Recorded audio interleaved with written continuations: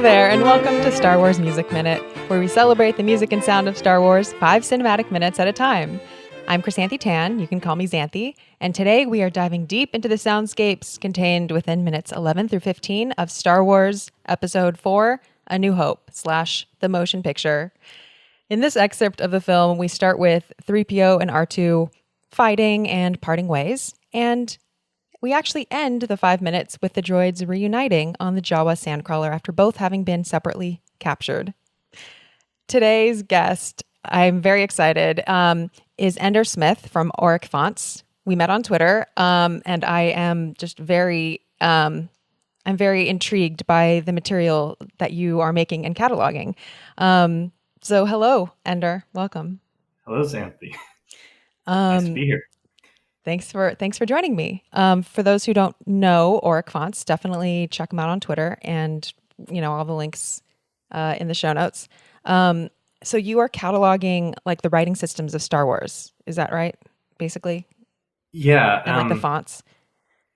Yeah, it started out as trying to find the best Aurebesh font for costuming to go to Galaxy's Edge. Back when I thought that I was going to go to Galaxy's Edge anytime soon. Yeah.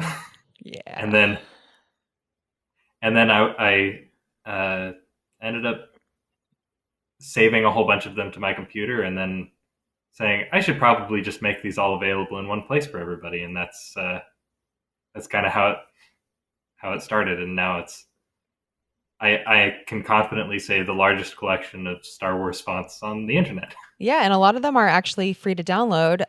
I encourage anyone here to check them out. And if you're just a nerd, which if you're listening to the show, chances are that is you.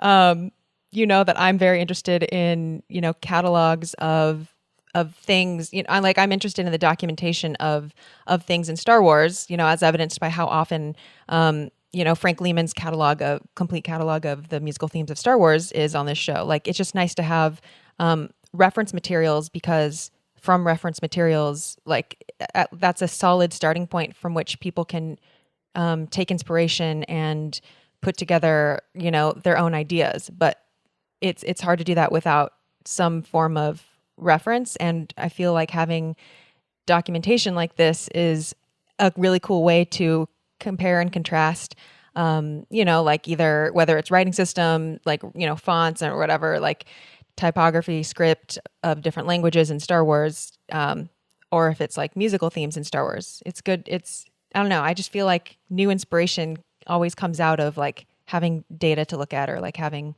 these things to look at. And I think the first interaction that we had was you asked what I thought musical transcription would look like, or what music notation looked like. And I was like, that is a really good question. And I feel like there is a lot we could I wouldn't be able to just come up with an idea out of thin air. I feel like whatever I think musical notation should look like in Star Wars, I think it would depend a lot on what you've already looked into. And anyway, that's why you're here. I mean, I think we're all here to contribute to the conversation. I think you have a lot to say about music. So let's. Yeah, and something that you said about cataloging them makes it for a good jumping off point. And I think along with that, once things are cataloged, they tend to show up more. I've discovered, and that's true of both the fonts. Once fans have made fonts of things, then they tend to show up in official media using the fan font. And I think the same is sort of true of, there are motifs of Star Wars that are only motifs because they happen to reuse a segment of the score in two different places, and then that creates a connection that then I think we as the audience and later storytellers want to build on. That's a good point, because when thinking about musical motifs, and it's interesting because we're talking about A New Hope, and here's where a lot of things show up for the first time. So really at this point in time, they're not really motifs yet. If these are the first instances of all these themes that are popping up, what makes them motifs is when they keep popping up again later. And which is why I think it's like so uniquely interesting to talk about, Star Wars, the motion picture, because we hear little seedlings of some of the motifs that haven't even like fully blossomed yet, and they become some like they crystallize into something more later. And um, I think a lot of that is John Williams crystallizing, his ideas for things, and probably a lot of it is also George Lucas and the rest of the team sort of latching onto things. And I mean, just everything sort of crystallizes in a project, as it goes along. I think any artist kind of knows what it's like when you're rushing to a deadline and suddenly like things fall into place more, and just things tie up in a way that you weren't expecting at the beginning. And a lot of it, like at least with sound design, is like, I know these days, I mean, the Lucasfilm people are very like there's fan favorites of like sound moments and things that pop up in video games, and like sometimes if something pops up in a video game, like that crystallizes that sound effect as more of a sound effect motif or something. Whereas if you just listen to the films, you wouldn't necessarily pay that close attention to that sound effect. Like a lot of the times, the people who have the best ear for sound effects are people that play the video games. Yes. Yeah. Yeah. So anyway, here, minutes 11 through 15 corresponds to the 10-minute and 1 second mark up until 15 minutes. And here we start with 3PO kind of ending his sentence of like, don't go begging for help because you won't get it.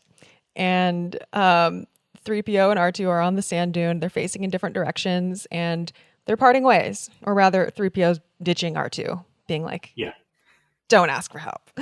And then R2's dome twists around and we hear some of those beep beeps. Mm-hmm. And I tried to transcribe R2's whistle there, but because it's one of my favorite R2D2 lines, so to speak. Oh my gosh, me too. That arc. I know I got the notes wrong in there, but it ended up being it was too much like, okay, this is approximately 20 cents sharp, and this is approximately, and it was just too muddled to actually be playable, even notated. Are you talking about that one, or are you talking about the... No, I'm talking about the one before. I think it's the one just after. Well, hold on. I'm trying to think of the sequence of them. It's the one that he is calling out to C-3PO. Because he mutters a few things, a few beeps, and then he does a high one that has kind of a cascade, like it's a downward arc to it. Yeah, okay. So the one that I definitely noticed was one where it almost sounds like it goes like, and the like second, we're talking about R2's beeps here, listeners.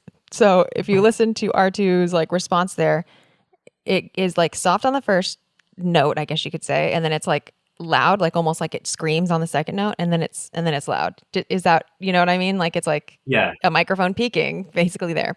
That's not what's happening, but it goes like do do do do, and then really softly it goes like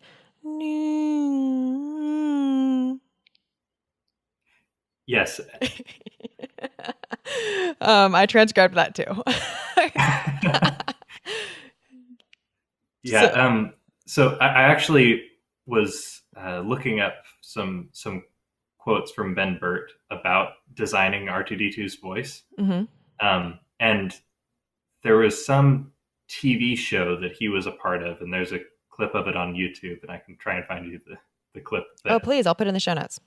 Where he actually goes over to the synthesizer that he used on Star Wars. ARP synthesizer. And demonstrates making the R2D2 voices, where he has a microphone simultaneously while playing notes on the synthesizer and bending them. And so it's actually a blend of his voice moving in smooth arcs while he plays roughly the same notes on the synth. And so I think that's part of why it's tricky to notate is because it's Oh, for sure. there's some blending for his notes, and his notes don't always perfectly match what the synthesizer is making. Oh yeah, absolutely. Sorry, I just played my synthesizer for a second. Um, yeah, this isn't like this. Okay, so you're right. Yeah. So the sound of R2D2, Ben Burtt has gone on the record saying that that was like the most difficult sound of Star Wars. It took over a year to perfect, basically, and it was like very prolonged and difficult process. Mhm. And like you said, it involved like both the synthesizer and vocalizations. Um, and these vocalizations, well, the inspiration was babies, which was something George Lucas, suggested. And Ben Burtt, has said in interviews like R2 is kind of an only child. He's smart, but he has innocence, and he can be insubordinate, but he's also lovable. But what ended up working best was, like you said, doing his own vocalizations while playing the synthesizer. So it's very like, um, it's like very human. It's like very organic. It's not Right. like clear synth notes or something. Um, Mhm. and I think I've never seen a video though. I would love to see that. Was it a video? Yeah. I It's would love a to see a clip. video of him doing that. Yeah, I'll definitely give you the link so you can put it in the notes. Thank you. So he would do his own vocalizations while playing this synth, and then, um, what ended up like really making it work, which I think is super interesting, um, is he ended up doing something that's called worldizing the sounds. And worldizing was something, it's sort of a sound design concept created by Walter Murch on American Graffiti, which is coincidentally Tierney Steele, listener of the show, friend of the podcast, did. I think it's over now. American Graffiti, One Song at a Time podcast, and I was a guest on that show. And actually, we talked about the sound design of one of the songs in that, and I'll put a link to that episode in the show notes too. But so if you want to hear me talk about American Yeah. Graffiti, but that actually is very relevant here because Ben Burtt used the technique or used the worldizing effect that was created by Walter Murch, and basically what that means is manipulating sound until it sounds like it's existing in real space. And so this kind of blends making it sound, actually diegetic, like not just superimposed like beeps or something. Like it has to sound like it's beeps in the real world. And so he would play the R2D2 sounds out on a speaker, like in different rooms and stuff. And then he would re-record the lines, like the vocalizations, so that they were actually recorded in real places. Because when you record something like in a real place, you can hear the different reflections in the room. Just think about like, when you're watching like a very produced television show or something, and then someone pulls out like a speaker, or I don't know, just when you hear sound coming from different sources, it can really tell you about that room. It can really make the physical location seem more real, and it can really take you out of it if you just hear like a fake sound coming out of nowhere. And I think Right. R2 sounds really like he's existing in the real world. Like he sounds different in the canyon. He just sounds very much like he's right there on screen. Yeah. I actually wrote down a big quotation from Ben Burtt talking about that, and you basically covered everything Oh, that he says sorry. in it. But no, that's all right. But yeah, he they would record it in hallways and rooms and bathrooms in order to get different sonic effects. I wonder if the canyon part was recorded in the bathroom because it's echoey. I do wonder. It's got a lot of that straight back reverb That's sound. Yeah. interesting. Well, listeners, go back and listen to watch this movie. Tell us. So, okay, so back to the scene at hand. So we have R2's amazing, spunky, and sad vocalizations, and they're kind of like in the pitch range of like vaguely C to E. Um, Uh-huh. and you can hear C-3PO's walking noise so loudly. I love it. It's like the very mechanical, like, and you can see it every time he takes a step. And it's something that, like, I don't know if it's just like I haven't been listening carefully in other films, but like I just haven't really, I was never super aware of that, of Yeah, 3PO's loud noise. And I know that his joints are frozen at this point and, you know, he's super uncomfortable. And so it might just be an elevated, what do you think? yeah, yeah. So there's a couple of sounds that we hear here. I think louder than anywhere else in the movies, and the other is also the cicadas that they actually mention on Star Wars Minute. I heard Yes. you mentioning Yes. that you went back and listened to those, so I went Yes. back and listened to those to double check. I love that. That was one of my notes too. Yep. And on episode 11, cicadas, Uh-huh. Radke, the guest, brought up Yes. cicadas. And I was actually going to bring that up because don't, I don't actually hear the cicadas too loudly. And I think it's interesting that that really stood out to the guest, Radke, who's also been a guest on this show. Um, did you hear them? And Yeah. So they seem to be loudest during C3PO's dialogue, and I don't know if that means that it's actually a sound where they recorded C3PO's dialogue at that particular time. oh, But interesting. yeah, so it actually shows up louder when he's talking to R2D2 just before he walks off. And Huh. in the episode of Star Wars Minute, it sounds like they're talking about after that. But I think I actually heard it louder uh, during his dialogue, and I don't know if that's an intentional sound or an accidental one, but it does add a texture to it. And I think that it's because I think that the reason that we hear his joints louder here is because there is so little else Mm-hmm. to put in there. And just another Ben Burtt quote that I got a few on a few Please different read it. subjects. He said, "You know, it's not real what we do. It's not natural." Speaking of sound design, uh, it's a caricature of the real world. It's a form of music where you pick out sounds for certain emotional purpose, string them together, blend them together to have an effect on the audience. And Hmm. so, just like in a song mix, you might make things louder at certain moments uh, in order to emphasize a specific. There was a cool sound that came out on the piano on this particular take. So we emphasize that just a little bit and then bring it back. Mm-hmm. I think that bringing in the servos here, if we think of it looking for an emotional impact, What is a servo? that's it's usually a brush motor. Oh, okay. So most little motors make a sound when they run or when you physically turn them. And I think in this case That's what it that is. is. Okay. Yeah.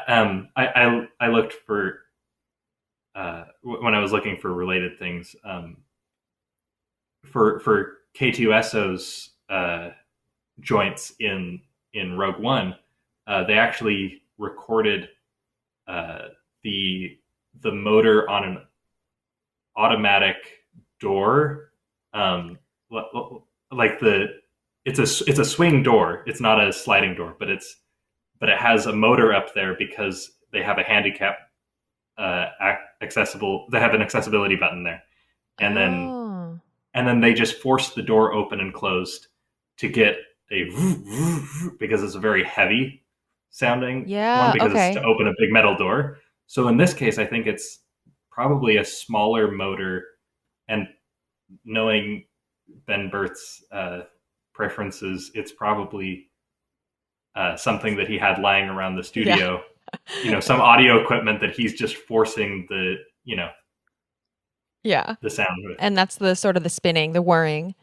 Hmm. Okay. Yeah. All over my notes, I've been like, there's a whirring thing, and I just haven't known. Okay, that's helpful. Yeah, Yeah. I didn't know the name for that. spinning thing that I am hearing. Yeah. Cool. Okay. So what you said about the emphasizing emotions via sounds, I think it's interesting that in the Star Wars Minute episode that we're referencing, listeners, Star Wars Minute, which sounds a lot like Star Wars Music Minute, is basically like Star Wars Music Minute, but 1 minute at a time and not focused on the music. A link in the show notes. But anyway, on that episode, Star Wars Minute, Radke talks about how it's the sound, the cicadas are the sound of desolation and isolation to him. And I mean, that would definitely work out here, I think. I think it's appropriate. Another thing that I am curious about is the version of the film that I'm going off of and that that you're going off of is one of the later, is not the original, like despecialized or, it's Right. one of the later editions of this film. And from what the first two guests told me, there was an original mono mix, or like some things are slightly different in the original mix, which is what Star Wars Minute was using for their. And I'm curious. I still have to follow up with Pete to ask him to send me to hook me up with his version of the film. But yeah, so that is something different too. I tried to look up like all the special edition changes, but like so many of them, most of them focus on the visual changes and like really big things. If anyone has, or if you maybe have found some comprehensive list of like sound design changes, I would love to know, or put that in the show notes or something. But you know what I mean? Like all the changes focus on visual changes, and I'm interested in sound changes. Right. But yeah, at any point. So that, okay, so moving on, we're still in this Dune. We're still just no music yet. Right. Which again is like still, this is a very long stretch of no music. Did I make a Twitter thread about this? I probably tweeted about this at some point. I probably did a Twitter thread about this at some point. About how there's like 90 seconds of no sound, and it starts with before our set of minutes starts with the last guest. Okay. But still, we're still in this no sound period. We're like, when we get onto Tatooine, there's no sound. There's no sound. We just get the desert, the desolation. We get the emphasis of the servos and the creaky joints and the vocalizations, and it just allows us to experience the world. It allows viewers to get to know, to discover Tatooine along with the droids. And I think that's really like in Star Wars, because now it's such a vast universe with so much media, and there's not very much that we see that is new. I mean, at least in terms of entire planets, it is rarer to get on a planet and be given sort of permission to not know anything along with the characters. Because oftentimes we land somewhere, and even if it's new, we're kind of already thrust into the sound and the music of that new place. Right. And we kind of feel like it's not a bad thing. It's just different. It makes us feel like we're being dropped into a location that we don't know much about yet. And we got to figure it out. We got to figure out get to know this new place. But here on Tatooine, like as first time viewers, I think I would have felt like curiosity instead of I'm already behind. Right. Yeah, I think it's an interesting moment because it's a lot of times they try to ease over weirdness in some of the later movies, whereas George Lucas was I think in interviews and things, he said that part of his goal was to recreate the feeling of watching a foreign film, and so he wanted moments of not knowing what's going on for the audience, where you just kind of have to, or watching serial TV shows where you're coming in on episode 4 for instance, of a series, and you don't get the full backstory. You just get a title crawl and then launch into the movie. So that's why he started where he did, is because he wanted, Like in the he movie wanted, overall. yeah. So he wanted a sense of alienation, Mm-hmm. because that's a feeling that he had watching these things as a younger kid, and he wanted to understand it, and so it actually made him feel more rapt and attentive to the story, because he wanted to figure out what the whole backstory was and everything, but he only had this one thing to go by. So I think that whole ethos is apparent in the film as a whole. And certainly, but I think in this particular scene, I think it's almost the antithesis of that. Because I feel like, or I want to go back to what you said about the later films, maybe brushing over the weirdness when arriving in a place. And I think I'm not exactly sure if that's always how I feel, but I think oftentimes, like okay, when we arrive on Canto Bight, it's not that weirdness is being brushed over. It's that to me is more like you're being plopped into the middle of a party that you didn't go to the beginning of. Like, it does that oftentimes with immediately introducing diegetic music. It does that immediately with like just dropping you into the hustle and bustle of something. But I think, and I think in general, Star Wars is like that. Like it drops us into action immediately, and it doesn't really explain stuff. But I think this is a part where it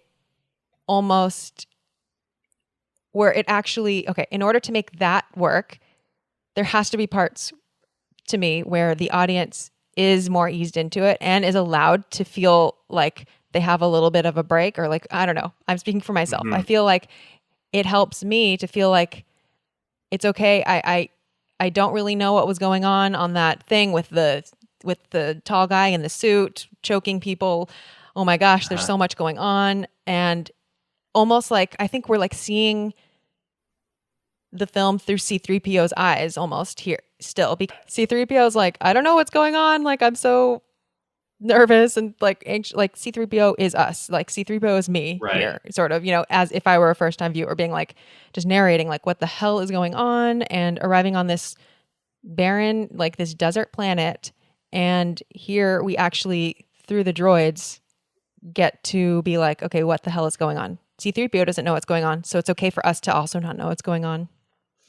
And so every new sound that we get is new, not only to us, but it's also new to the droids. So on this here, at least on Tatooine, we, through C-3PO, through the droids, we are exactly where we need to be. We're not behind. We're not behind. We're behind on the we're behind on the Tantive 4. We're behind everywhere else, but on Tatooine, we are right on track.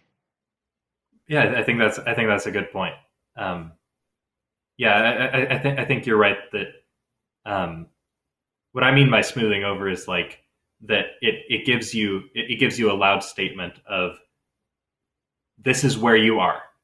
You are on Canto Bight. Here's what it sounds like. Here's everything about it. Yeah. And then in this case, it's like, who knows where you are? It's and yeah, I think, and I was also thinking about another reason for his joints being so loud right here, the servo sounds. I wonder if it's, I don't know if you've ever, like if you've gone on a very long hike where you reach a point where you are trudging and where you start to be very aware of the sound of your breathing and the sound of your heart and the sound of your feet hitting the ground. And I wonder if, looking at this from C-3PO's point of view, if his servos are so loud because that is the only sound, that's the only thing here and the only thing that he's feeling, because he's just, Oh yeah, I think all of that, I think it's very realistic, honestly. I mean, he just hurtled through space. His joints are not doing so well, and it's such a barren place where all you can hear is cicadas and joints and servos and them this annoying beepy thing. Yeah. I mean, I love it. I love it. Yeah, and before we go off of C3PO real quick, there's one more C3PO quote from Ben Burtt. He says that his costume was so noisy it often required replacement of dialogue by other actors in the scene. And between R2 and C3PO, the R2 made a lot of noise and clunking sound, and C3PO's costume pretty much required us to loop a lot of the other actors along the way. So not exactly relevant to this minute, but just something to think about, that like we're hearing the servos and the designed sound of this scene, Yeah. when in reality it was probably a lot Even more worse. clicks and crunches of Anthony Daniels trudging through. Okay, Yeah. Anthony, go stand out way out there. Yeah. That's interesting. That's kind of a funny point, because I think I'm trying to think if there's any point in this film where it's obvious that the actors are reacting to a loud filming situation, or because sometimes like that little bit of reality can help make the acting like more honestly easier. I don't know, for any actors listening. I mean, I act, and sometimes like when something is like so green screened or so like pristine conditions, but like you have to sort of imagine all of the ruggedness, it can be more difficult than having just like actually a real part that's loud. And I remember like the first time I noticed this was like growing up, some camp skit or something. I remember I was like really pissed at someone that was assigned to my skit group or whatever. And I had to be in the skit like really annoyed at her, and just like really, I had to like go off on some like, I don't know, I had to act really annoyed. And I genuinely was annoyed. This is nothing. This is not rocket science, but it was like the first time I was like, oh, having a bit of a real element can help, obviously. But people were like, wow, I really believed that you were pissed at her. And I was like, well, isn't that funny?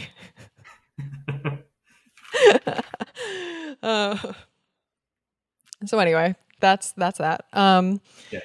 Yeah. So C3PO says, no more adventures. I'm not going that way. R2, his rolling noise is sort of the, more of the. And then we get a wipe cut from bottom to top as the track Dune Sea Sandcrawler starts. And it is the Rite of Spring-esque, Stravinsky-esque. Yeah. Do you have any feelings about that? So I've known about the Rite of Spring temp track situation on that one for a while. So this is the first time that I actually went and listened to the specific sacrifice movement of Rite of Spring that's actually from. And pretty similar. It is very similar, but something that the part of what I noticed about it is that I think that John Williams gives more emphasis to the melody of it, whereas the Stravinsky leaves it a lot more relentlessly ambiguous whether we're listening to the notes going up or down, because there's parts going down at the same time as parts going up, and there's kind of an ambiguity of which one am I supposed to be listening to. Okay. At least when I heard it. Yeah. Okay. This is okay. Since you brought it up, let's leave a little space here for me to edit in a clip from, what should we do first? Stravinsky. Okay. So here's where I'm going to put a clip from Stravinsky, Rite of Spring, Sacrifice. And what you're talking about is here's less emphasis on the melody. And more emphasis on the movement of the line? Yeah. Okay. On the ambiguity of the movement. Okay. I'll put a clip there. And let's put in a clip of Star Wars here. And you're noticing more of an emphasis on like the bassoon line. Is that what you mean? I'm not sure whichever. For me, I hear whichever one is the top, Yeah. the top voice. Um, not the bit, but he does. That is important too. But like in the chord movement, I hear the top one more emphasized rather than Oh. the wash of sound that Stravinsky Oh, the Stravinsky interesting. version has, where I hear that one as more like I don't know what I'm supposed to follow, and I felt that that was the effect that was intended. And then John Williams has, and maybe it's just the sound recording, but it felt more like emphasis was given to the top part that serves as a melody rather than Okay, which part do you consider the melody? Do you mean the part of the eighth notes, like the da da da da da da? You don't mean the da yes. da da? Because to me, the da Yeah, da da da is the melody. I think that is also a melody, but I mean that right from the get go, I experienced that as a melody. I Gotcha. experienced it Gotcha. da da da da da Gotcha. da da is also another melody. Oh, okay. This is a good opportunity. Yeah, I'm glad we clarified that because it's all of these things are can be very subjective in music. Like what one person considers the melody might not be what the other person what someone else considers the main melody. And so I just think that's interesting. I mean, I don't really have a conclusion to that. I just think I think that's Yeah, why that's why it's helpful to be a little bit it's helpful to talk to other people about music in a more specific way so we can actually find out, because oftentimes I talk to people about music and it turns out we were totally referring to different little aspects that to us really felt like and we can be communicating across this chasm without understanding what we're talking about. So okay, so I yeah. guess listeners, like what part of the this track is the most stand out to you? Like, what do you hum? Do you hum both of them? Are they both melodies to you? Does it matter? Do you just see it all as a texture? Is it all, yeah. Yeah. Comment on the video on YouTube or write in or tweet at me or whatever. Um, Very interesting. So, yes, Stravinsky Rite of Spring Sacrifice was temp tracked here. So, John Williams was tasked with writing something that gave a similar vibe. Mm-hmm. And I think the similarities are pretty obvious with the harmony and with the texture of the woodwinds. I think also, like you said, it's definitely not exactly the same. I think I feel like a different emotion that develops in John Williams's, like it diverges in a different place. And if listeners go back to episode 1 of this show with Star Wars Minute with Pete and Alex, I played examples of Holst, Mars, and the Blockade Runner, which they have like very similar textures and like chord statements. Mm-hmm. But still, they both they didn't know the Holst piece at all. They both were able to immediately identify the correct one, which was Star Wars, and it's just there is like a different unique signature. And I think that is the case with I think a lot of the pieces that John Williams created from a temp track, from like a romantic classical composer or whatever. I think like I can hear the similarities, but I really think they're not completely analogous. Yeah, and I think that his did you say it's bassoon that does the little flourishes, the your what you perceive as the melody, or Yeah, I think so. I think um there's maybe multiple ones, but yeah. for me that is strikingly a John Williams sound, um and it reminds me of what he would later do for the beginning of Raiders of the Lost Ark, Oh, okay. where it's similarly uh, kind of these shorter phrases of woodwind over the top of kind of murky, mysterious sounding chords. It's definitely not just bassoon. I think it's like this is also a very Stravinsky thing where Uh-huh. the woodwinds basically like if you ask a bassoon player, if you ask bassoon players, oboe players, like English horn players, like if you ask basically all the woodwinds, I feel like what is a standout piece that showcases your instrument? Like a lot of them would say like Rite of Spring. Uh-huh. Um, and John Williams also, I think is, I think I'm trying to think. Okay, definitely he uses a lot of trumpet, a lot of French horn. There's definitely moments of I don't hear that much bassoon. I don't know. Now I'm gonna have to like listen. And also, A New Hope score is so different from the others. I think Yes. because A New Hope is so much more classically like it's so much more temp tracky Hmm. than the later ones. But okay, I'm gonna keep listening for what you're talking about, and I'll revisit Raiders of the Lost Ark because I don't know that score too well actually. Oh, okay. Um, but maybe listeners know. Um, so so we talked about Rite of Spring. Okay, the white cut from bottom to top, which to me kind of indicates that time has elapsed. Um, we're, we cut to another angle of 3PO, which is when the bassoon enters. Meanwhile, we can still hear his servos and joints, and some lower notes enter. And now we're getting to like a closer shot, and the camera sort of pans slowly with 3PO approaching this gigantic skeleton. And Hmm. here, like the music kind of introduces lower, like piano plunks, like more bass notes, sort of Hmm. like deeper sounds. And of course, we Yeah. see this gigantic crate dragon skeleton getting closer up in the background. Uh-huh. And he says, "That malfunctioning little twerp, this is all his fault."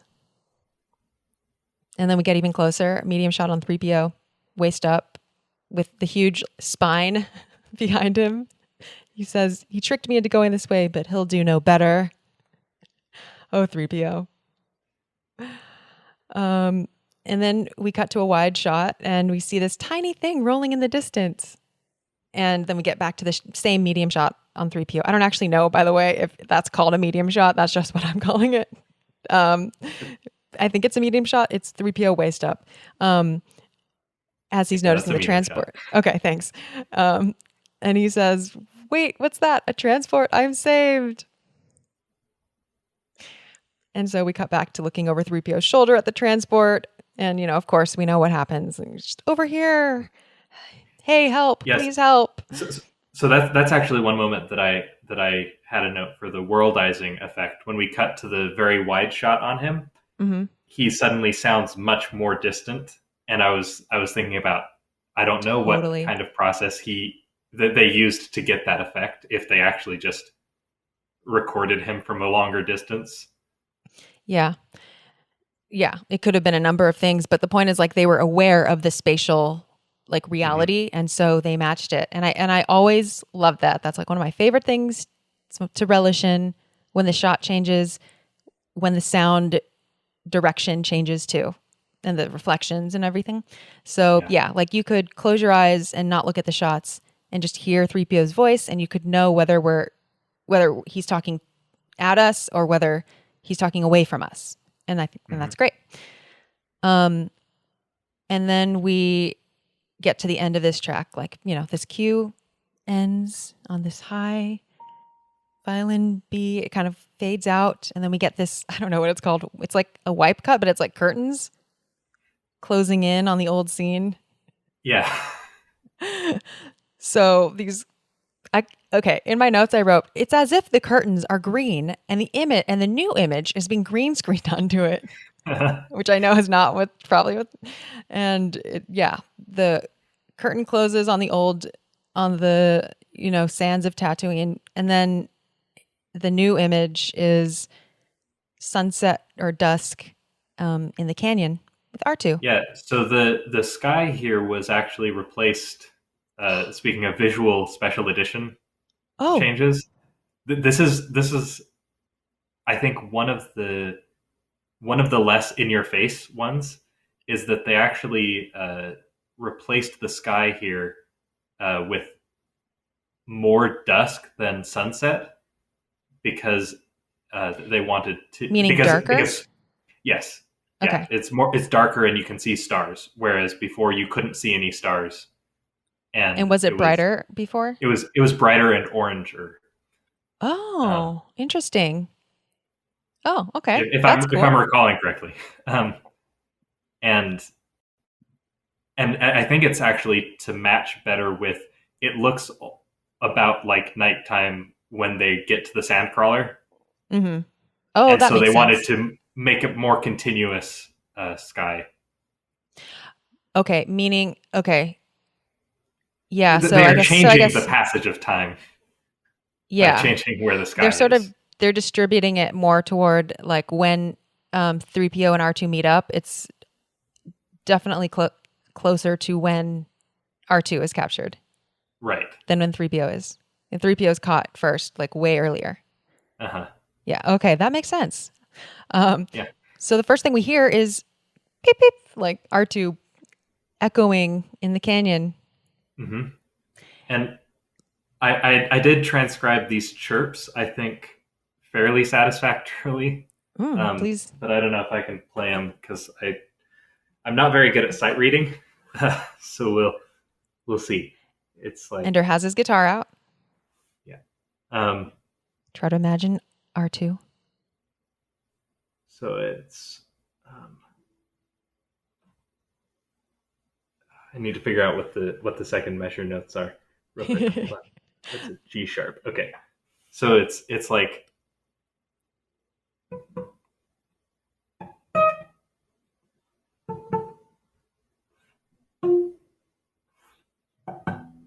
I don't know if any of that is actually Oh coming through. my god, that is so interesting. Wait, play it again. Yeah. So I was playing it muted in order to get kind of the chirpy sound, but Hmm. this is more what the notes are. Uh,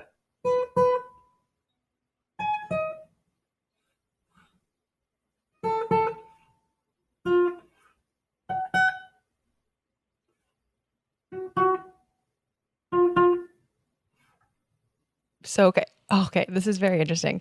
Um, so I think to some listeners that will be recognizable, and to many it will be like, but one of them is beeps and one of them is guitar, and which is very valid because um, there's there's so many different aspects that define R2's beeps, and I think the like melodic associations. Um, I mean, it just everyone varies in which ones that they're more sensitive to. Some people like would be more sensitive to maybe the timbre or something. Um, mhm. so tell me where those sounds layer in in what I just am in what I'm about to describe as the soundscape of R2 here. So here I hear 4 layers of R2 sound. Mhm. Um, I hear chirps that sound to me like a car key fob, like or Mhm. like echolocation, sort of like when someone's trying to find where their car is, trying to, and it's like beep beep, beep, beep. And I think that's what you displayed. Yes, that's the chirping that I played. Okay. And then there's like the whir of the traveling, which I think is the servos. Hmm. Yes. And then there's this like squirrely tremble. I don't know how to describe it. It it's like no, that's not what it is. It's like not the servos. It's this extra squirrely sound that I have no idea what it is, or how to describe it except squirrely. It's kind of constant and it's sort of like up and down and it's sort of high pitched. I don't know, but it's not. Interesting. It's different from the whirring. It's squirrely. That's the best way I can describe it. And then the fourth sound is more direct bleep bloops that are not like the echolocation, but it's more like the direct communication talking, Hmm. like sort of like the more like you can just imagine it's sort of like Chopper or something like from Rebels, like just the more direct being like, what the hell, like when the rocks fall and everything Yeah. I also wrote down that one, or of the the first couple of those of his more more talking Oh, okay. So sounds. these ones are probably like cursing or something. Quite possibly. Um, Let me see. So that's I took away from it these notes, and there's no reason to believe that these are exactly Okay. uh, I'm what they curious. are. I'm curious if they're going to be higher or lower. Okay. I think I'm going to guess lower, but go for Yeah, it. is the first one is just a. Oh, okay. Actually, that may be too low. But the shape of it is still And then he does um, a slightly higher one that's like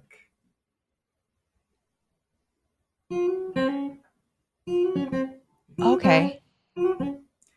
Okay. except that they're very very blended together, so it's hard for me to capture the correct sound of it. Yeah, that's okay. And like the notes aren't so important, but I think in the demonstration, the difference is that like the first ones are more like chirps. They're more like defined and short. You know, like if you think of like Morse code, it's like more like just a couple little flashes. And then the what you just played is more like phrases. It's more like Mm-hmm. sentences almost like or at least phrases, complete phrases. And so they're longer, it's like more connected and there's like a little bit more of an arc to them. Um so I think that will kind of go into a couple other things later. So then we hear the sound of rocks falling in front of Artoo, Mm-hmm. indicating that something is up in the rocks that has displaced the rocks. Um, Uh-huh. and then Artoo, cries again. It's more like that. Um, Yeah. yeah, and And so those reach their peaks at there's four of them that he does in sequence there. mhm, That kind of slide up and back down. mhm. Um, and there's it's I wrote down B B C and then an F sharp. There's actually the last one is much higher Like, than the others. like interesting. I didn't catch I just wrote like generally speaking. Yeah, I was more general about generally speaking, because droid beeps, I don't. They're not meant to be a pitch, but they yeah, do. They do kind of translate to yeah. a The pitch reason I that was writing them down is because I had seen Ben Burtt playing the synthesizer, and so I was like, oh, he Oh, is right. He's picking out notes, yeah, yeah. you know, Embedding and so maybe they do. like or I don't have my pitch bending Yeah, hand totally attuned to this one, but okay, that's a good point because then it could be like or, no, it doesn't go down a minor third, but it is sort of like there is a pitch basis, but it's modulated by right. the by the bending by the Mm-hmm. wheel or whatever. And I think R2 tends to cry in that minor third interval, like either or be. And that makes sense because if Ben Burtt is like actually using the synthesizer, then that might be like a comfortable like limit. Like it's not like he's going like an octave or something. I think it's Right. interesting. It might be like defined by just Ben Burtt's hand movement tends to go Mm-hmm. in a minor third, even though it might not be trying to be exact. But oh, that's interesting. Yeah. But I mean, like everyone's voice kind of falls into sort of a pitch level too. So Mm-hmm.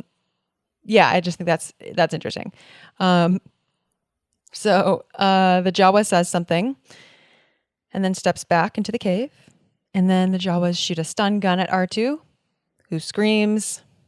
We get some more R2 plus Daft Punk-ish electronic noises as R2 is electrocuted. And the electrocution noises speed up to a really fast, like by the end. Uh-huh. And then we get the moan and thud. Yes. R2 falls Um, face down, and I think R2 twitches, and I don't know if I made that up, but it seems like R2 twitched. I don't know. he Maybe might. my eyes. I don't know. And then we get a Jawa says something, Suka. and then Utini and calls over the other ones, Yes. Okay. and And that's now, when the music cues in, right? yes. So, okay, I have questions here. So, have you watched Mandalorian? Yes, I have Okay. Um, here, okay. And I know that are you familiar with Jawaese and like the right, like, a little bit, a okay. little bit. Okay. So here, I think it sounds like the Jawas saying like, Suka, which I think is something that the Jawas said in Mandalorian with when they're getting the egg. Um, I don't know. And I tried to look it Yeah. up, but I couldn't actually find it. But I should have just looked up the episode, but I didn't because I don't know. I would have gotten too distracted. But it sounded like, because I remember in Mandalorian when the Jawas get that egg, are holding up the egg. I definitely remember they're going like Suga, Suka, Right. and here it sounded kind of like they were saying that. So I mean that would make sense if they tried to connect that. Yeah, so I wrote down some of the origin for the Jawaese. Yes. Okay. Tell us about it. And so it's important to remember that when we're looking at Star Wars now, now if something is written in an alien language, there is a non-zero chance that it means something. Whereas if it's in the movie Star Wars, it almost certainly does not mean a thing. It's just what looked like alien writing. And the same is true for the alien languages. Okay. You mean like nowadays there would be a meaning baked into it. It would be more like Lord of the Rings. It would be like more thought through. But in the original Star Wars, it was not necessarly a thought through writing Star system. Wars, right. And the same thing for the spoken languages. And so this is after so that this is going to get into a whole aspect of Star Wars that is uncomfortable, I think, for a lot of people to deal with. I mean, it's and it comes up in many times on the show. It comes up in many aspects of Star Wars. So I was based listening on Zulu. I do know that. Yes. So I was listening to a lot of different African languages, and Zulu came up in a recording. And listening to it, I thought this might be a good basis for the Jawa languages for a start. The Jawa voices and their development became the prototype for how we would develop languages and alien voices. I listened to a lot of language tapes from around the world, and out of that came samples of languages, real languages, which sounded very exotic. And they weren't recognizable as something familiar, but like any real language, they came with their unique historic and cultural details, usually developed over a long period of time. Yes. That is Ben Burtt talking about the basis of the Jawa language, Jawaese. And I think, obviously the things to point out, which is nothing new in Star Wars, and it's in, I think, it still happened. It's not like this was just a 70s thing. This is, Star Wars is, it's very much told from like a Western lens, and especially in the first movies, but I even hesitate to say that because it's in like the new stuff too. It's just like, it's so entrenched, this like the source material for aliens and the source material for like other, things like that. So here, the source material for alien voices and alien looking things and costuming too, like it's all aspects of the design. It's like it's not just the language. It's like, right. Pick any pick a race, pick a planet on Star Wars, and so a lot of them are based on like Orientalist or, like either Asian cultures or like African cultures. Yep. And so this is one of them. And that's just a fact. Like, okay, it's clear it just tells us something about the lens of Star Wars, Right. So then, yeah, and to Ben Burtt, that was exotic and not recognizable as familiar. Mm-hmm. But the other part of it is that that I think is important is that it's not like,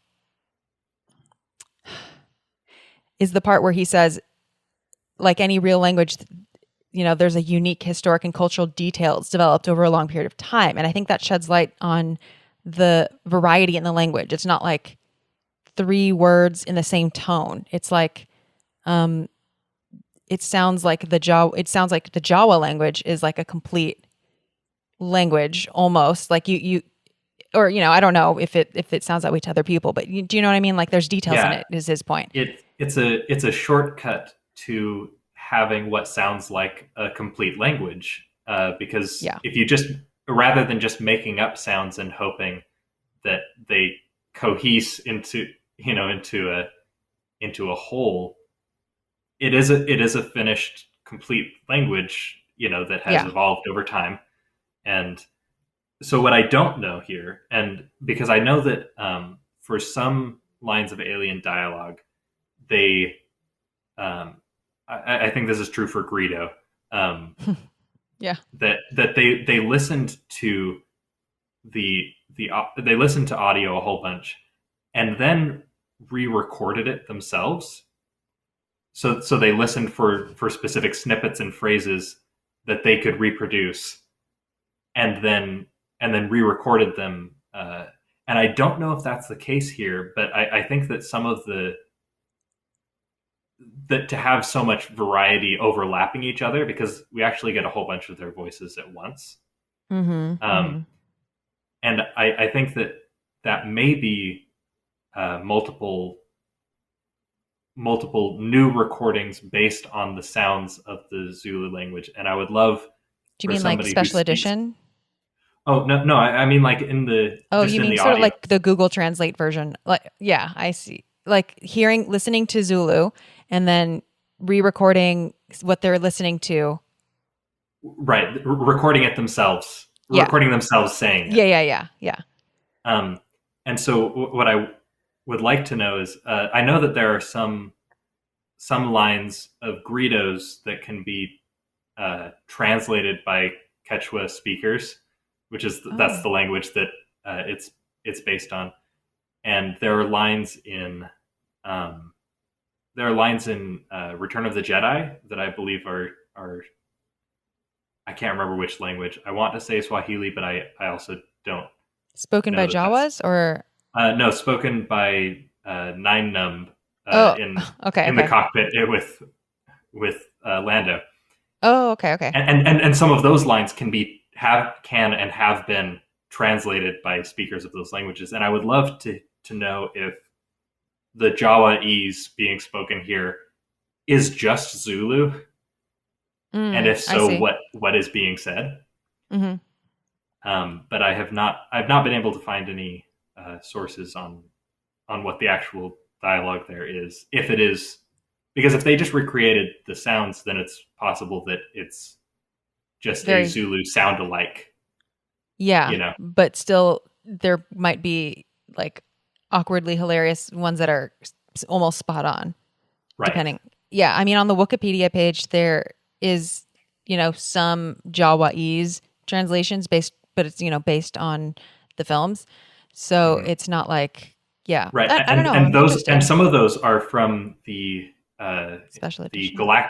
the Galactic Phrase Book written by Ben Burtt well after the fact of making the movies, where he went back and assigned meanings to particular phrases or published the ones that he had used. Like by the time they got to Return of the Jedi, they had done Huttese enough times that he was starting to figure out what some of the words were.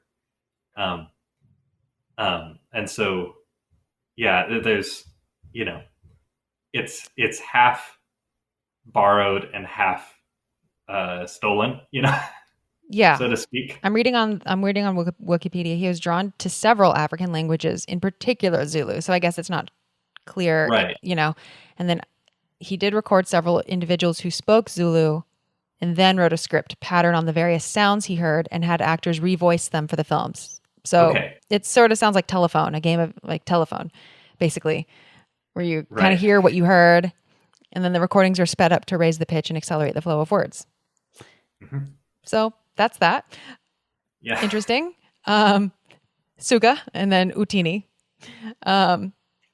And all hell breaks loose here. Uh-huh. And this is when we start getting the Jawas carry Artoo, not unlike the Ewoks carry Han, Luke, and Leia, like Hmm. horizontally. Yep. And of course, it's sort of intro music at that point.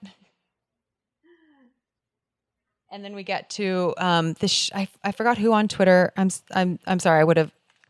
I should have looked this up. But someone on I think a couple of people on Twitter responded to a tweet. I asked like what your favorite sound moment in Star Wars is, and someone did say like that they loved just the Jawa theme and just how playful it is. And I would have to agree. So this is over here. Sorry.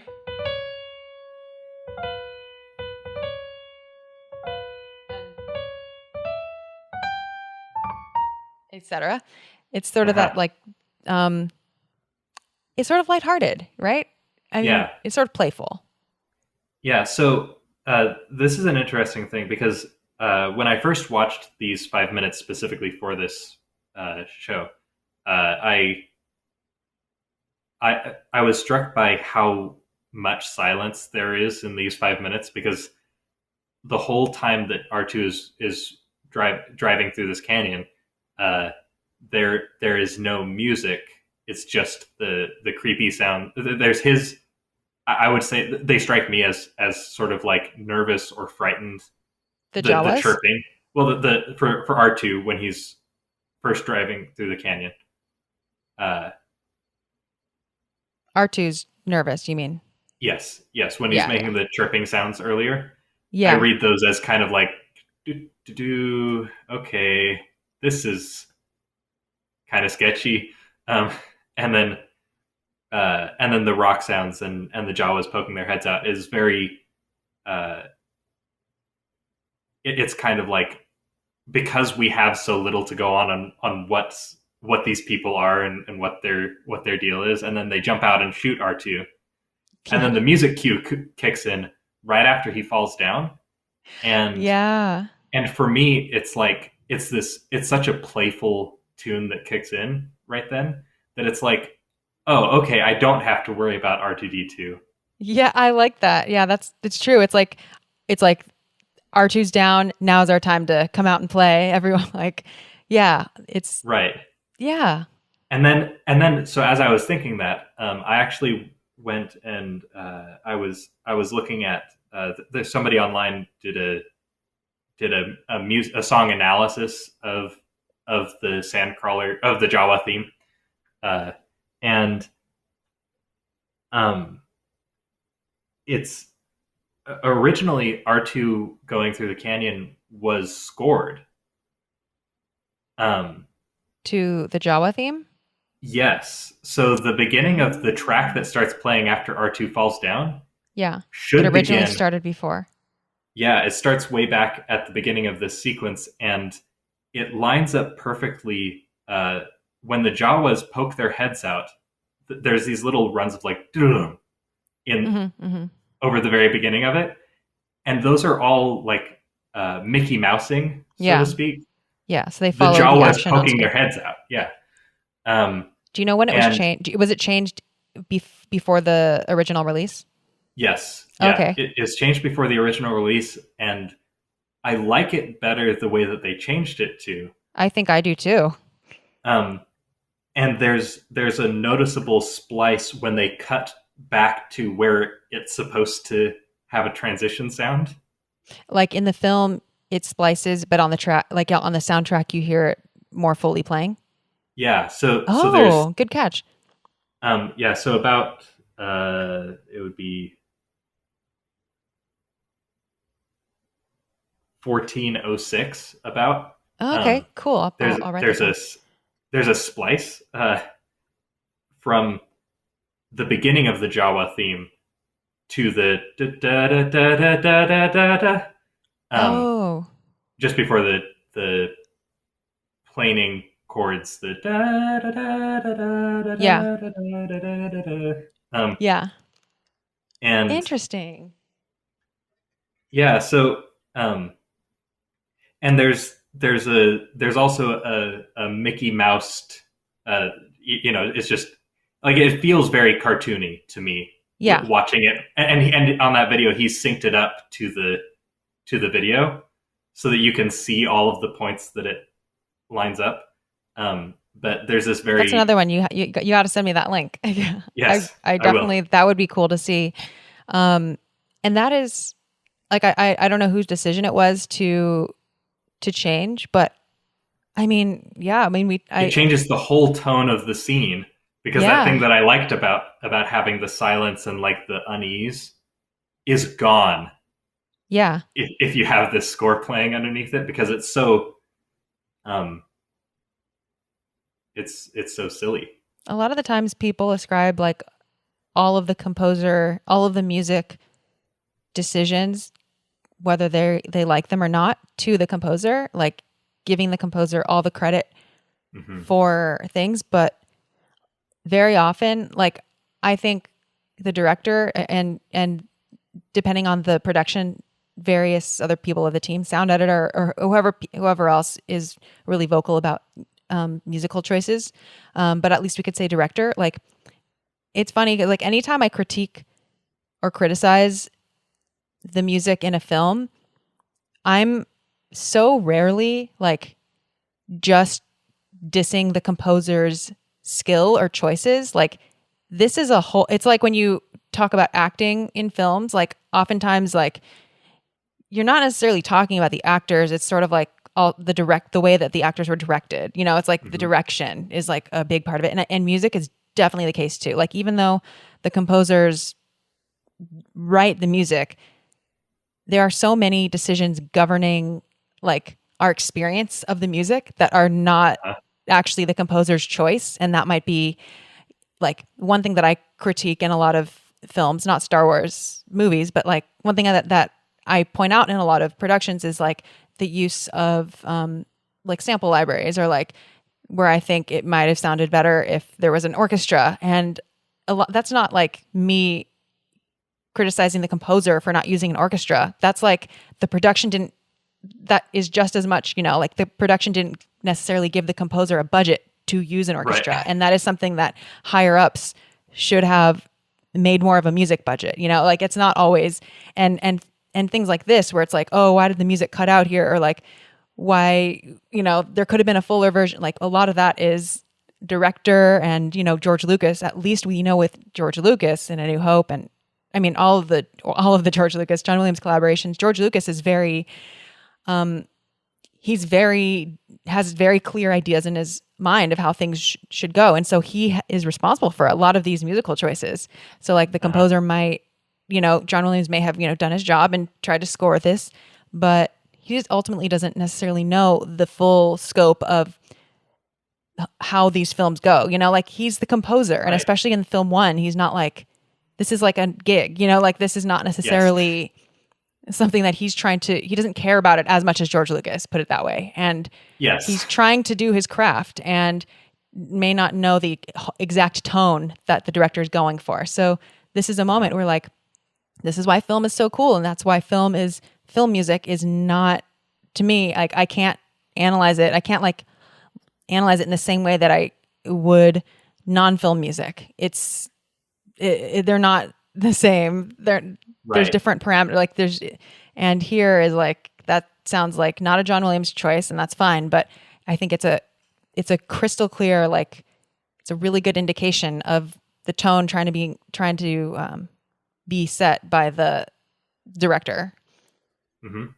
Yeah, and it yeah, that reminds me of even there are also, times that the director will specifically suggest things that the composer would never have thought to do on their own. Like in I remember a behind the scenes thing for the Rise of Skywalker, where Yeah. the suggestion Yoda's theme. to make oh, no um, the sequels have interesting direct copy paste things with music, Yeah.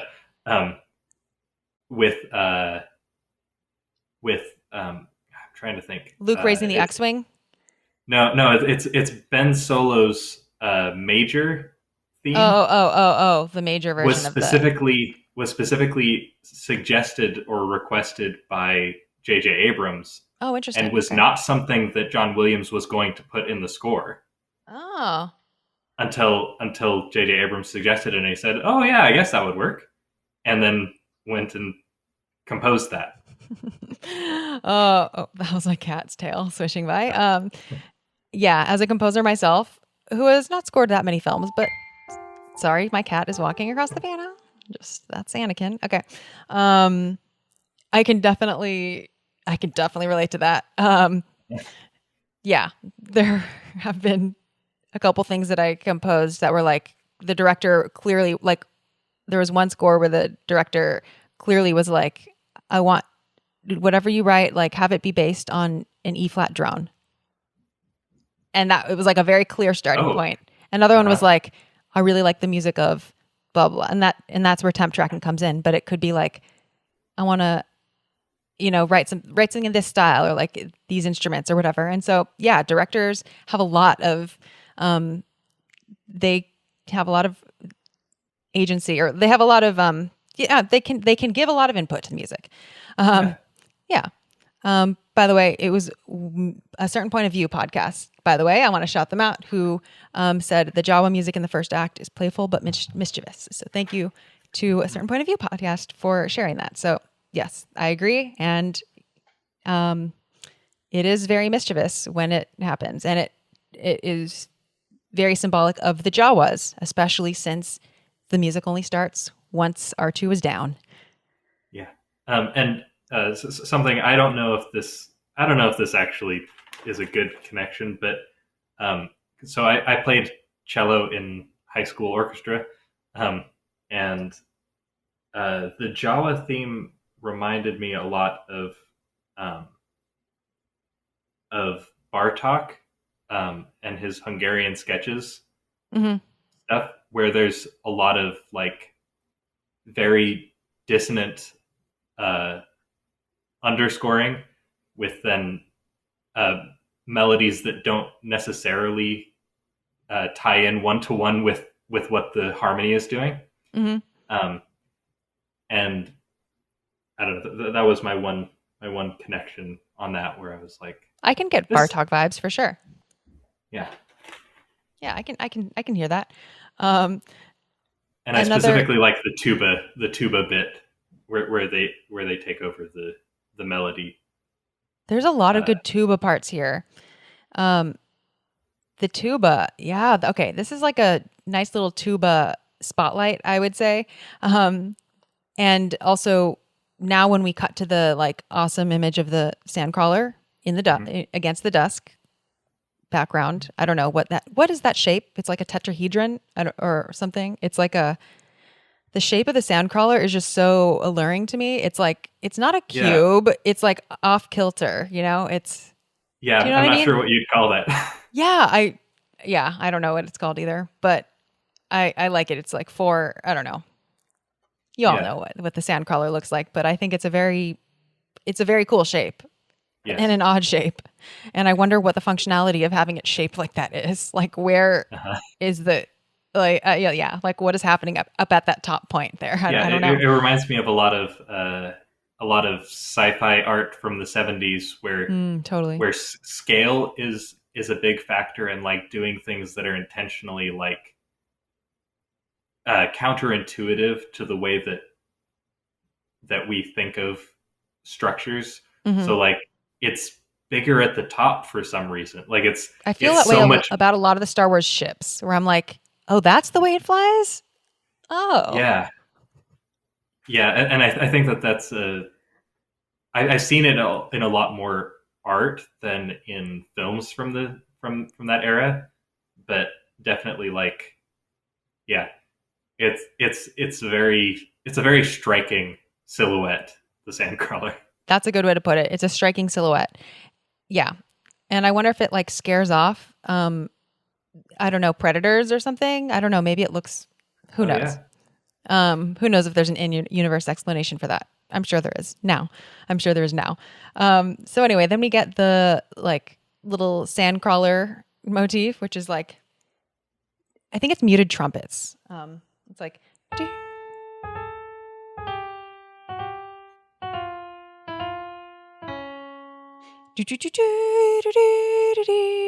It's like this very dotted. It's this dotted rhythm. Frank Lehman describes it as highly chromatic theme used in 2 cues related to Jawas in A New Hope, and it's closely related to the Scum and Villainy motif, which we get when we're on the transport. So, that is okay. So then here we start more tuba stuff, right? We get like a couple of oompas. It's like boom, boom, and okay, this is when Artoo's like getting captured, and the slurper upper, don't know what it's called. You know the little slurper upper that I do not know what it's called. You know what I'm talking about though? It like lowers. I wrote down something for it.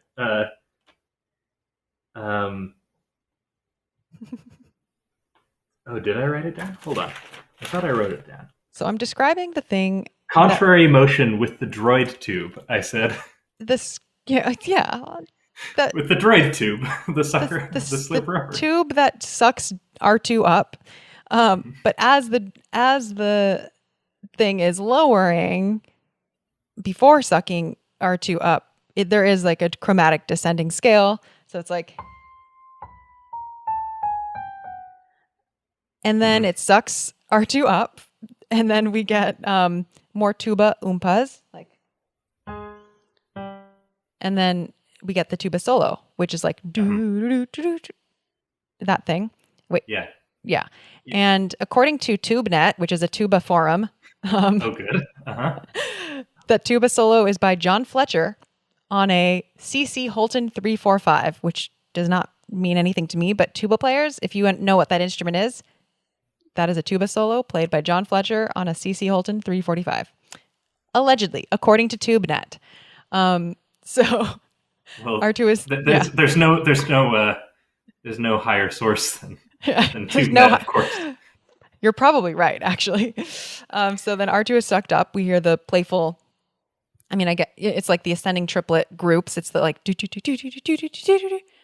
and then we're inside the Sandcrawler, and here is where now we're about to end. We're getting ready to end where we started. The droids are back together again, even though they tried to separate. But before then, we get to meet the other droids. Or we get to see them at least. So we hear clang. We're inside the Sandcrawler. And R2 is with the other droids. We hear some like slurpy strings briefly. And then we go through the droids. And I know that you know what all the droids are. You corrected me on what one of them was. There's the RA7. That's the protocol droid. It's like a bug-eyed 3PO. That's who we see first. And those are nicknamed Death Star droids. Because later the same costume was repainted black and then used on the Death Star. Oh. It's actually exactly the same costume. Oh, that makes sense. It actually looks it's actually so dark here that I would have believed if it were black here, but I can see how no, we see it later though. Right? It's chrome right now, I think. Yeah. It's not gold, but it is. This is all shadowy anyway, but it's the bug-eyed 3PO. And then we get the R2 unit, and I think this is the one with the bad motivator, right? This is R5D4. Yes. This is red. Yeah. And then we get the spider legs, the Treadwell droid, repair droids. So that's why they have all those, tools on their arms. And then we get, I don't know, is there it's like a vacuum cleaner with a pole sticking out of its head that like scoots by. Is that an R1 series? No, that one is because I ended up looking these up because I saw that you were asking about them. Yeah. So, I believe that one is a hold on. Let me double check this real quick on Wikipedia. I think it's a hydroponics droid. Oh, okay, so like for plant watering and stuff. It seems like a better pick for moisture farmers. True. Than an outdated R series. Yeah. So, yeah, I mean, listeners, if you just recall the transport when we're seeing all these droids in the shadows, there is this like, I don't know, it looks like a vacuum cleaner or something Yeah. There's like a It pole has a sticking out big of its tube head. sticking up. Yeah, sticking out of its head. And it just kind of casually goes by. It goes past the Gonk droid. Oh, the Gonk droid. My love, the Gonk droid, aka the walking battery. I love its little leg stumps that remind me of, that reminds me of the vacuum cleaner attachment. Oh yeah. And this is when we hear the beginning of the, like, it's very faint in the background, but it is the Scum and Villainy motif, according to Frank Lehman. So it's the, like,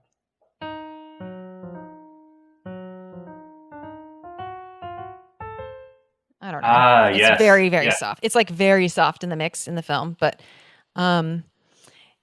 and we, so I did transcribe this, but it doesn't really super matter. I was just curious because there's like another oompa type of thing happening here.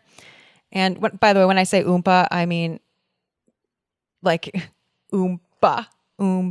It just, I don't know. It just, I think it's just the way people call this thing that usually is in the brass.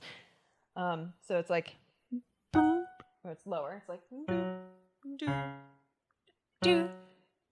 and so here's where the timing of, in case you ever need to know this for your next, I don't know, hang out with normal friends.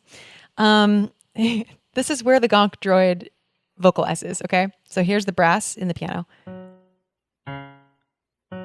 Gonk, gonk. And then, do. I can't play them at the same time, but basically the first gonk happens between notes and the second gonk happens on the note, which I always love when that happens. I'll play it again. So it goes 1 and 2, gonk, gonk. So the second one is at the same time, which is, I'm sure that's a coincidence, but it's satisfying to me. And then back to the phrasing, like back when you were showing the different Artoo notes or whatever. And the second one was like longer phrases. Here's where the gonk is not saying like just a short gonk. It's like go go go go go go. It's like do do do do do. It's the phrase is what I'm saying. Yes. Yeah, so this is everybody in nerd circles has at least something where it kind of annoys you when people say it wrong.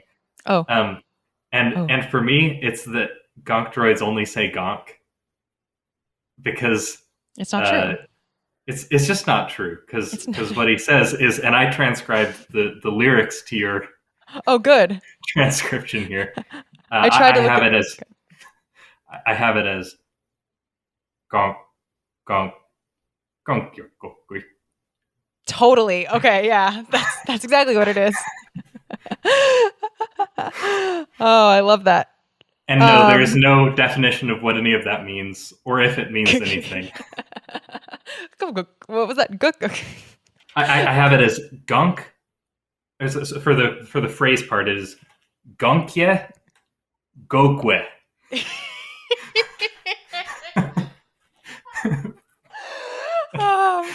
Okay, I'm gonna definitely DM me after this with how you spelled that because I think people will want to know. Okay, sure. I think people are going to be very fascinated to know this, and it will be very pressing.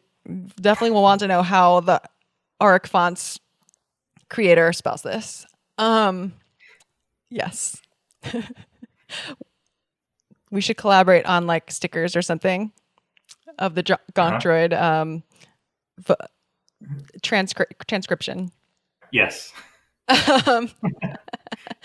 Anyway, so that's that, and we just see one more droid after that, and it's the one that I see. What was it? CZ. Yeah, that one's CZ3. Yeah. Okay. Whom Pete the Retailer calls the iPhone 9 of, what did he tell me? CZ2. Oh, CZ2? Yes. So CZ3 is here, and then there's a CZ1 droid in Mos Eisley. That's in Mos Eisley. Okay, and then CZ2 yeah. is skipped over, and therefore... Oh, that's why Pete... Okay, now I get it. Okay, so yeah, Pete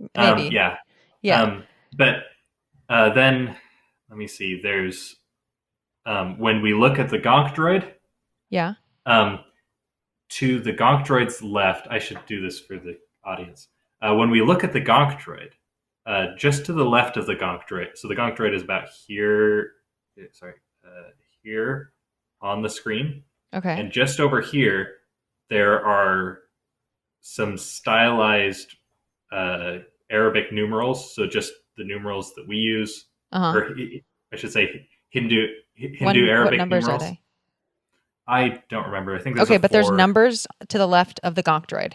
Okay. Yes, there's Oh my numbers to the God. left of the Didn't Gonk notice droid, that. and then there's also writing down like here in sort of a foreground on a box that's Okay. set there. So There's foreground, writing. I'm describing for the people who listen on the podcast. So foregrounded, so in front of the Gonk droid, basically, closer to us, the audience. Yes, closer to the audience on kind of a white milk crate looking box. There's more writing?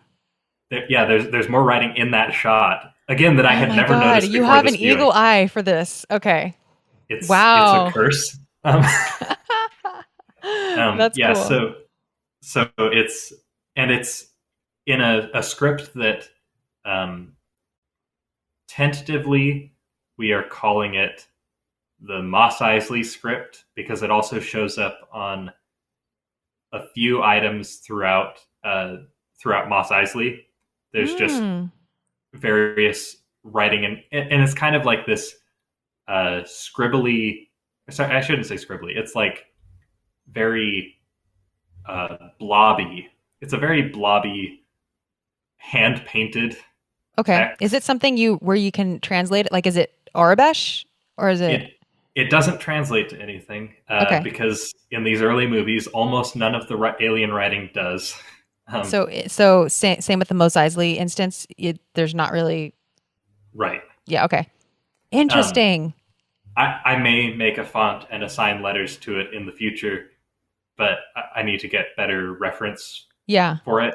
Okay. Because a lot of it's blurry or, because it is rightly not in focus.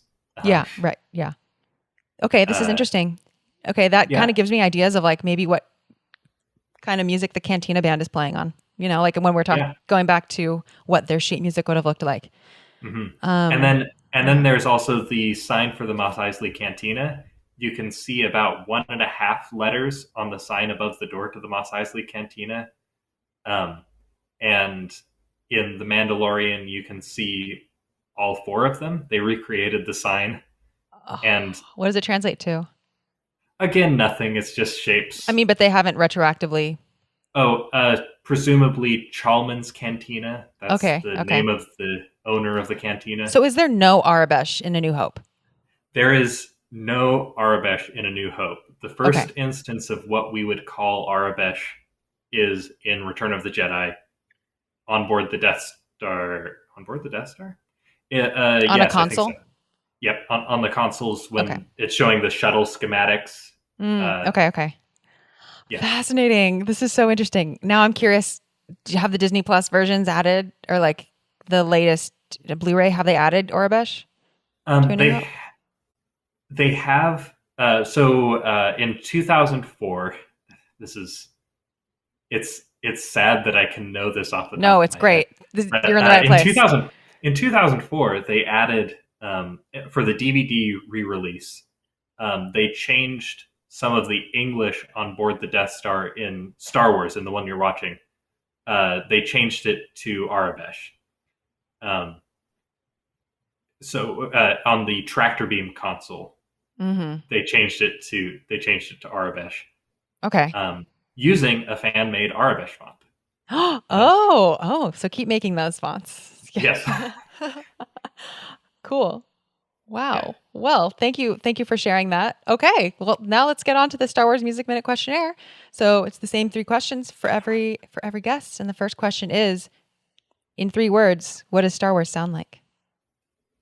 So I had to think a long time about this one, and I decided to answer it for Star Wars, the motion picture specifically. Okay. Because there's just too much. And I chose Californian radio voiceovers. Oh my Um, gosh. Okay. because for this movie, we mentioned that there's a lot of voices that had to get re-looped because of pyrotechnics um, or because of sounds, other sounds on set, um, and so many of the Imperial officers and also many of the pilots are redubbed with American actors, even though they were originally British actors filmed in England. Um, and Oh, I'm going to be so, paying special attention now. yeah, the cantina owner is redubbed. That's not what he sounds like. The he doesn't like you is also not the uh, Oh, is also not the original voice. I don't really? think Aunt Beru. I Yeah, don't think Aunt Amber is Beru's not. voice is her voice. Um, so there's a whole bunch, and so like once you know that they are radio announcers who were brought in, so they brought in a whole bunch of Bay Area radio Specifically announcers. radio announcers. Yeah. Oh my God. Lines like "she'll die before she ever tells you," is a Oh very my God. radio-y That's so voice. Or funny. the Death Star plans were not in the main computer. um, Oh my God. That's hilarious. Okay. I'm going to be paying attention. so for this movie specifically, that's what I think is one of the most distinct sounds. And then I found out while doing research for this episode, it's completely unrelated, but for Rogue One, they ended up doing the same thing. They decided that Yeah. all They of kept it the consistent. all of the rebels um, in the hallway scene at the end um, are British actors, but then they are all dubbed with American voices, That's including dedication. Sam Witwer, Oh, who funny. plays Darth Darth Maul, Maul. is the one who he ad-libbed the line in the voiceovers "Open fire" in that hallway scene. So that's now you can pinpoint where Darth Maul is in Rogue One. That's really funny. Okay. Question number 2 is what is something related to Star Wars music or sound that you're curious about and want to know more about? Um, I I don't know, like all of it really. I'd like. That's I fine. think somebody else may have said this, but That's fine. like I'd like to see the process. I'd like to, have a documentary made of the process of. So there was a documentary made of, or for Revenge of the Sith that was on the DVD extras, bonus features stuff, where they looked at 1 minute of Star Wars and looked at all of the different departments and what went into that 1 minute of the scene. And I would like to do the same thing for a single music cue where we go starting with John Williams looking at the scene or looking at storyboards or whatever he does and go through his what does it look like when he's writing, because I know that he doesn't use computer Yeah. notation software himself. Hmm. And then like who does he pass that on to, and follow the people going and making all the copies and all the Yeah. So basically, the chain of yeah. I get what you're saying. I would yeah, like that too. all the way through the final mix of the sound guys and everything. Yeah, I I would would like to love to see that. the process of how one musical cue, goes from sketch to film or whatever. Okay. Yeah. That I love that. That's great. And finally, what is a score or soundtrack you enjoy besides Star Wars? I had a very, very hard time narrowing this down. And That's why I didn't say your favorite, because I didn't want to put too much pressure on people. yeah. Just at this stage of your life, this I stage of think your year. I don't listen to a lot of soundtracks outside of the context of the movie that they're from. Me neither. Um, yeah, it's because so much of it is tied up in, the interplay between what those cues do and what they Hmm. what they mean. For sure. So to be clear, this question doesn't necessarily mean what like soundtrack album. When I say Right. yeah, so like yeah, Right. it could be what. But I do want to say the one that I listen to the most as an album without because it's very listenable in that format is actually Knives Out Okay, by Nathan Johnson. cool. I've never heard it, so I recommend both the movie and the soundtrack. It opens with a string quartet um, over the introduction of the movie, and it's really good. And if Rian Johnson gets to make his trilogy trilogy. of Star Wars films, there's a non-zero chance that he is a future Star Wars that Nathan Johnson, Contender. his cousin, is. If those movies get made, it will probably be Nathan Johnson, is my guess. I will have my Because ear out for him then. yeah, I will definitely be listening to this. Or I mean, I'll watch. I mean, I should watch. I really should watch the movie. I plan to really watch the movie. I will watch the movie. Well, thank you for your answers. And of course, thank you for coming on the show. It's been really fascinating talking to you. I hope that we have many more conversations. I have so many more questions for you. And where can people like find your work and yeah, communicate with you online? Yeah, so I think the shortest route to most of my links and things is to my Twitter at AurekFonts. Twitter. On Twitter.com. Yes, and it's it's spelled like Aurebesh, so it's AUREK fonts, FONTS. Correct. Yeah. Awesome. Thanks, Ender. I said your name like a combination between Ender and Endor, which I'm sure a lot of people do. Star Wars Music Minute is on all the podcasting platforms and on YouTube. And acknowledgements. Frank Lehman is the creator of the complete catalog of musical themes of Star Wars, and that is the reference point that I make for the namings of these themes. And in this episode, or in this set of 5 minutes, the ones that we hear are leitmotif number 7, Jawas, and then we hear 2 incidental motifs, number 7, Sandcrawler, and number 8, Scum and Villainy. So if you want to check that out, it's for free on his website, franklehman.com/Star Wars. Thank you, of course, to Star Wars Minute, Pete and Alex, who pioneered this format and inspired this show. And you can find me online you can find me on TikTok, Instagram, Twitter, podcast at StarWarsMusicMinute.com. And yeah. Oh, theme music composed by John Williams and covered by me. So that's all I have for this week. It's been a really fun time. I'm still kind of nervous going through A New Hope because it's just so it's so emotional. I mean, there's just so much to it. But thank you for listening to the show and sharing it. And I'll see you next week on Star Wars Music Minute.